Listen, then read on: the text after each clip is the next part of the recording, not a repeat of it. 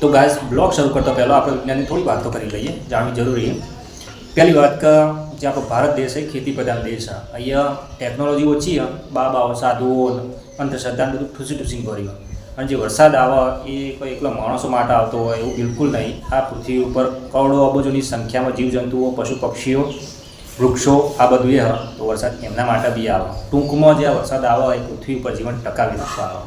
તો આ ગાય જે વરસાદને બધું આવતું છે, અમુક તો લોકો એવા છે પાછા વરસાદ ના આવે તો કે આ ચડાશે પેલું બાધાઓ રાખીને બેસી જશે। ભાઈ કુદરત તો એમ જ કહે છે કે હું વાવાઝોડું એ લાઈન વરસાદ એ લાઈન કાટકાન વીજળી બધું કરે, તારે રહેવું હોય તો રહે ને પૃથ્વી છોડીને નાહી જા તો કરશો। તો ગાય ટૂંકમાં એક જ વાત હા કે કુદરત આગળ આપણું કશું જ ચાલે એવું નહીં। કુદરત આગળ આપણે લાચારીએ, જો કુદરત ચાહ તો આપણે ચૂંટણીઓમાં મીટાવી શકે।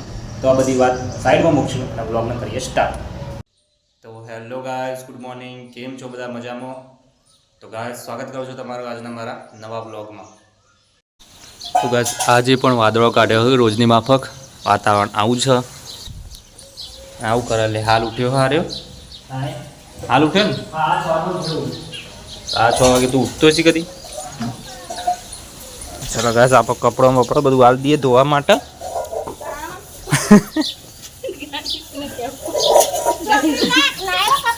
ને કપડો બધો આજ ના બોલી કે ખાડામાં નાખી આવ્યું, હા આજ ના બોલી ને ગજૈયા જે મેં માળો બનાવ્યો હતો એના બાજુમાં ઓલી એક નવો બીજો માળો બનાવવા, હા જોડે ને જોડે। હા એ જો હવે તો પક્ષીઓની કોઈ કમી જ નહીં।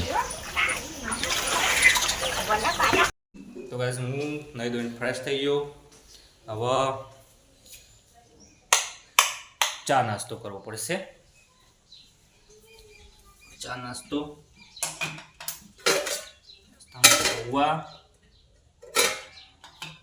તો ચલો ગાઈસ પહેલા ચા નાસ્તો કરી લો।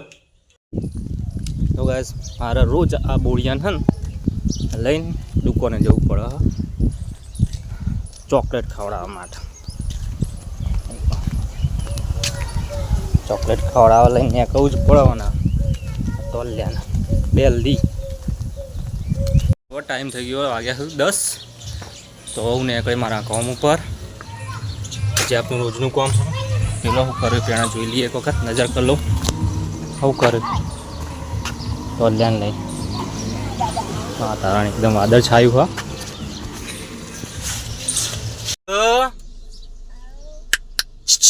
ટાટા એ ટાટા કહી દે, ટાટા કે હા ટાટા।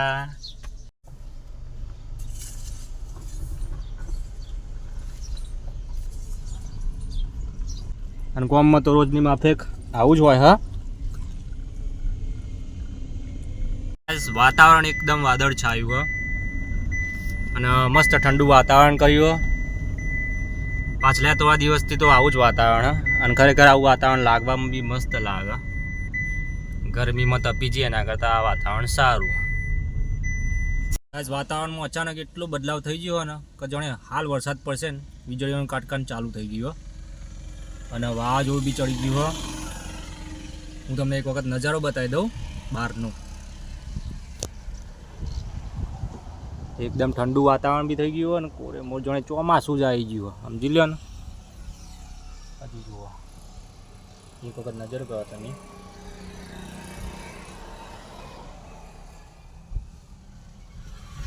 જાણે ભર ઉનાળો હ પણ લાગે કે ઉનાળો હોય એવું, બસ ચોમાસા જેવું જ થઈ ગયું હો। ખબર નહીં ઉનાળો મને લાગે કે કુદરતે ઉનાળાને હે ને કેન્સલ જ કરી દીધો હો। બસ શિયાળો અને ચોમાસું બે રહ્યું હોય એવું લાગે, કારણ કે ઉનાળામાં તો આવું વાતાવરણ કદી ભાળ્યું નહીં જીવનમાં, પણ હવે વાતાવરણ આવું જ રહે હ। ઉનાળો ચાણ જતો રહે ખબર બી નહીં પડતી, કારણ કે વાદળો જ આખો દિવસ ઘેરાયેલો હોય એટલે ઉનાળા જેવું લાગતું જ નહીં, અને ઉનાળો પતે ના હોય ચોમાસું ચાલુ થઈ જ જાય। તો હવે ચલો તો આપણે જઈએ ઘેર, કારણ કે આ વાતાવરણમાં વરસાદ પડે એવું હોય એટલે ઘેર જવું પડશે।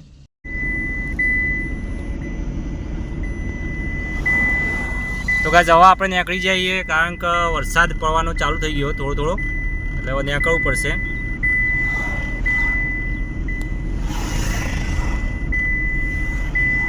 હું તો ગાય વચ્ચે રસ્તામાં ઊભો રહેતો જ જાય, કારણ કે આવું વાતાવરણ ચોથી યાર, આવા વાતાવરણમાં તો ફરવા જ્યાં હોય ને ચોક તો ખરેખર બહુ જ મજા આવી જાય.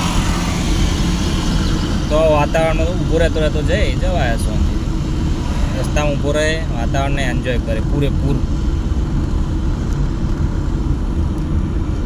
તો આ રસ્તો જશે સીધો આપણા ઘેર.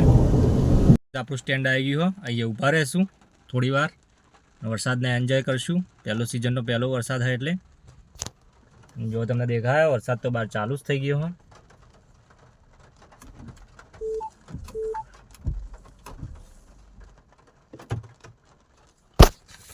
તો હું બહાર નીકળે, થોડી વાર એન્જોય કરે, પછી નીકળે.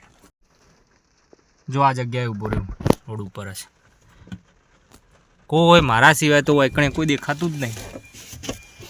હા, મારા સિવાય ગાય આ રોડ ઉપર કોઈ દેખાતું નહીં. ગાડી ઊભી રાખી, વીજળી તો થાય ભાઈ, તો ઝાડ હોય કણે હોય ઊભું રહેવું સેફ નહીં હો પાછું આવી જગ્યાએ, કારણ કે અહીંયા ઝાડ હોય એટલે વીજળી પડવાની સંભાવના એ ખરી.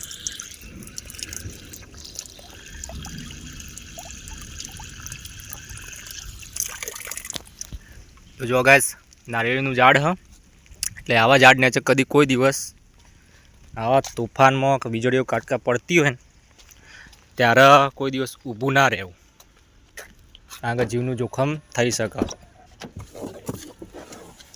આમ તો યાર ઊભો રત, પણ હવે વરસાદ વીજળીઓ થાય એટલે ઊભું રહેવું થોડું રિસ્કી બની ગયું, એટલે નહીં ઊભું રહેવાય.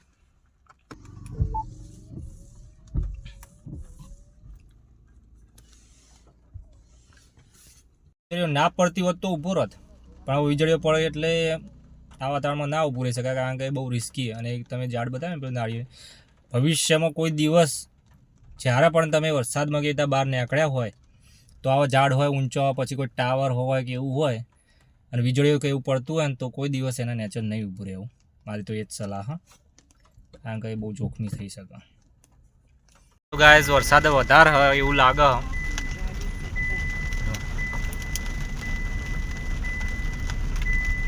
યાર પહોંચવા આવ્યો હું, પણ આ બાજુ થોડો વરસાદ વધારે હોય એવું લાગે.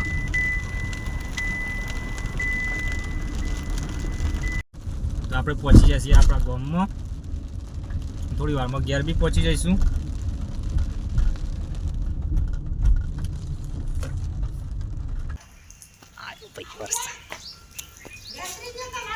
નહીં સતી માતા મંદિરે નાળિયેરી છે ને, વીજળીઓ પડતી હતી એટલે પછી હું નીકળી ગયો. ચલો ગાય થોડું ખાઈ લઈએ, નાસ્તા જેવું કરી દઈએ. કેટલા વાગ્યા? વાગ્યા 3 વાગ્યા.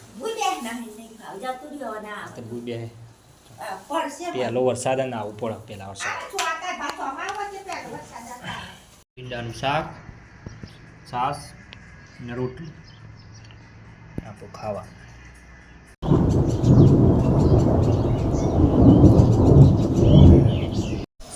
ઓહ ગાઈસ જુઓ, કાળો ભમ્મર વાદળ આવી ગયો, કોરે મોર. આ બાજુથી લઈને છેક આ બધું કાળું ભમ્મર કર્યું. ખબર નહીં કેટલો વરસાદ આ બાજુ, તો મને લાગે વરસાદ હશે જ. વાતાવરણ એટલું જબરજસ્ત કર્યું ને, આમ તો જબરજસ્ત વરસાદ. થોડી વાર પહેલાં આ બાજુ વીજળીઓ થતી હતી, ત્યારે હું ઘરમાંથી બહાર આવ્યો, જોયું નકરો કાળો ભમ્મર વાદળ, કોરે મોર. આ વાતાવરણ કોરે મોર બધું જુઓ તમે. ઉપરથી આ નજારો કંઈક આવો લાગે.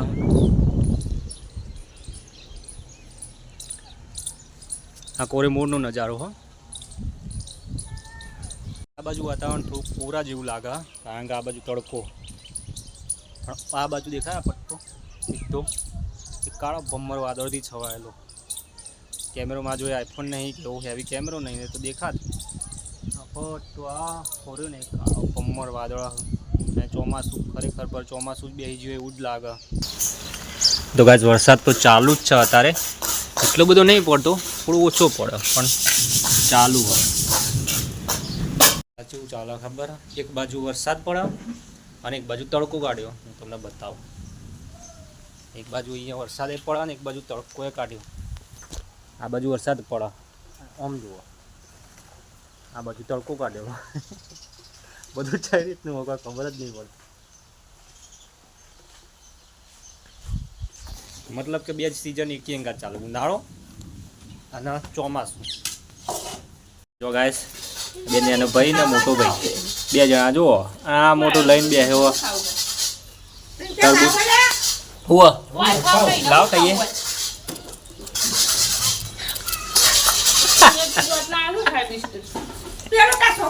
તાણ વાળી જુઓ, આખું ખાવું હોય તો ખાઈ જાઓ થોડી વારમાં. આખું તરબૂચ ને આવા ટુકડા નહીં ગમતા. આગળ મમ્મીને હવે ઘઉં સાફ કરવાના પતી જાય. પત્યા ના પત્યા તારા? કેટલા વાગે ચાલુ કર્યું તું? 4 વાગે ચાલુ કર્યું તું. ભાઈ કાલે લસણ ફોલવાનું ચાલુ હ અને ભાઈ કણિયા ચાલુ હ. મેચ દડો ખોવાઈ ગયો. તો ગાઈસ આ હતો આપણો આજનો વ્લોગ. જો વિડીયો સારો લાગ્યો તો વિડીયોને લાઈક કરજો, ચેનલને સબસ્ક્રાઈબ કરજો. આપણે મળીશું કાલના નવા વ્લોગમાં. ત્યાં સુધી બાય બાય.